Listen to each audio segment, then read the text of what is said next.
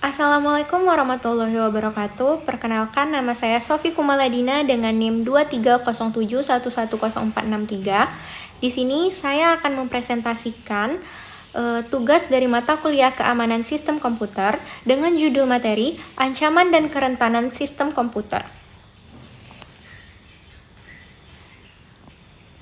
Nah, mengapa keamanan sistem itu krusial? Karena di era transformasi digital saat ini, data telah menjadi aset paling berharga bagi organisasi manapun. Namun, seiring dengan kemajuan teknologi, metode serangan cyber pun semakin kompleks dan terorganisir. Ancaman bukan lagi sekedar gangguan teknis, melainkan risiko eksistensial yang dapat merusak reputasi, menyebabkan kerugian finansial massal, hingga penghentian operasional total dalam sekejap. Nah, dalam presentasi kali ini, kita akan membedah 3 pilar utama keamanan cyber. Yang pertama, jenis ancaman yang mengintai. Kedua, kerentanan atau vulnerability yang menjadi pintu masuk, serta manajemen risiko untuk mitigasi attack surface.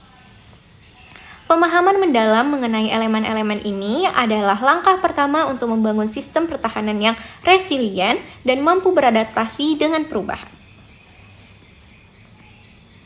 Nah, kita masuk ke bagian pertama, yaitu jenis ancaman keamanan. Mengidentifikasi musuh dan metode yang mereka gunakan untuk mengompromikan integritas sistem informasi. Nah, ancaman itu ada ancaman pasif, yaitu bahayanya tersembunyi. Nah, ancaman pasif tidak secara langsung merusak data, namun mereka mengompromikan aspek kerahasiaan sistem dengan cara mengamati aliran data. Contohnya ada eavesdropping dan sniffing. Penyerang mendengarkan lalu lintas jaringan untuk mencuri kredensial, token sesi, atau informasi sensitif lainnya yang dikirim tanpa enskripsi. Kemudian ada traffic analysis. Penyerang mengamati pola komunikasi, frekuensi, dan volume data untuk memahami struktur organisasi atau rahasia operasional perusahaan. Kemudian ada human failure. Kesalahan manusia yang tidak disengaja seperti kecerobohan konfigurasi yang membiarkan data publik dapat diakses tanpa proteksi memadai. Nah, kemudian ancaman aktif. Berbeda dengan ancaman pasif, ancaman aktif bertujuan untuk mengubah data, merusak fungsi sistem, atau menghentikan layanan secara total melalui manipulasi langsung. Contohnya itu interruption. Nah, serangan terhadap ketersediaan. Contoh utama adalah serangan DDoS yang membajiri server hingga lumpuh dan tidak bisa melayani pengguna sah. Kemudian ada modification, serangan terhadap integritas. Penyerang mengubah isi basis data atau konfigurasi sistem untuk keuntungan pribadi atau sabotase informasi. Kemudian ada fabrication, serangan terhadap autentikasi. Penyerang menyisipkan objek palsu atau pesan palsu ke dalam sistem untuk menipu pengguna atau memproses transaksi ilegal. Nah, kemudian malware and social engineering. Banyak serangan cyber yang berhasil bukan karena sistemnya lemah, melainkan karena pengguna dimanipulasi secara psikologis untuk membocorkan rahasia. Nah, contohnya seperti phishing. Email atau pesan palsu yang menyamar sebagai otoritas resmi untuk mencuri kata sandi atau menyebarkan tautan berbahaya. Kemudian ada Trojan Horse, yaitu sebuah malware yang menyamar sebagai perangkat lunak berguna. Setelah diinstal, ia akan membuka pintu belakang atau backdoor bagi peretas. Kemudian ada ransomware.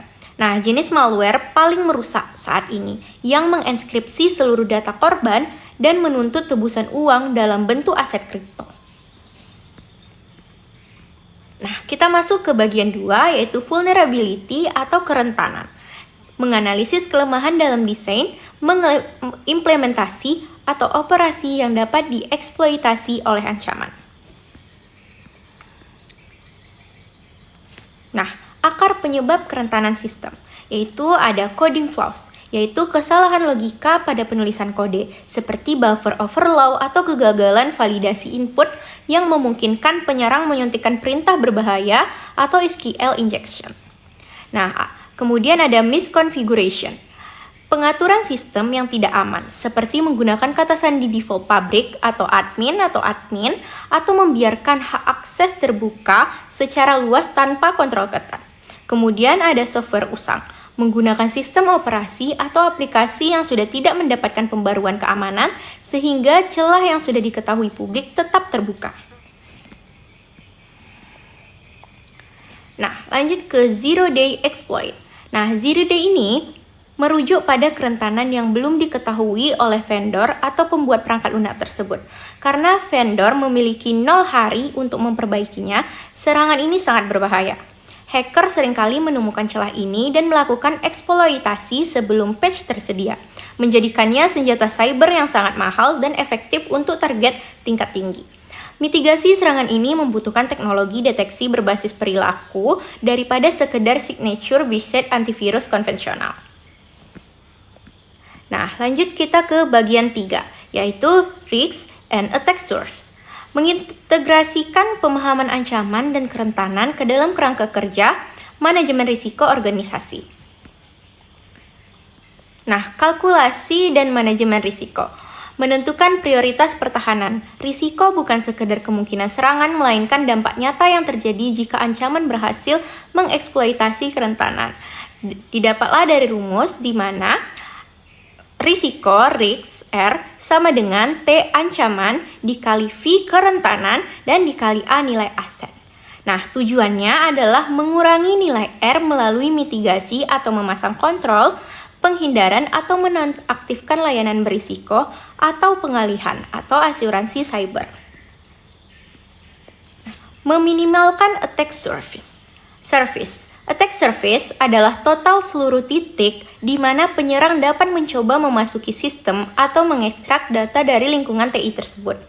Nah, contohnya itu digital service. Seluruh aplikasi, kode, port jaringan, API, dan server yang terekspos ke internet, strateginya adalah menonaktifkan layanan yang tidak perlu. Kemudian ada physical service, perangkat keras, ruang server, laptop, karyawan, dan port USB. Mitigasi dilakukan melalui kontrol akses fisik dan enkripsi perangkat keras. Kemudian ada human service, administrator dan pengguna sistem. Kerentanan di sini dikurangi melalui pelatihan kesadaran keamanan. Sekian dari presentasi saya, mohon maaf apabila ada kesalahan dan kekurangan. Saya tutup. Wassalamualaikum warahmatullahi wabarakatuh.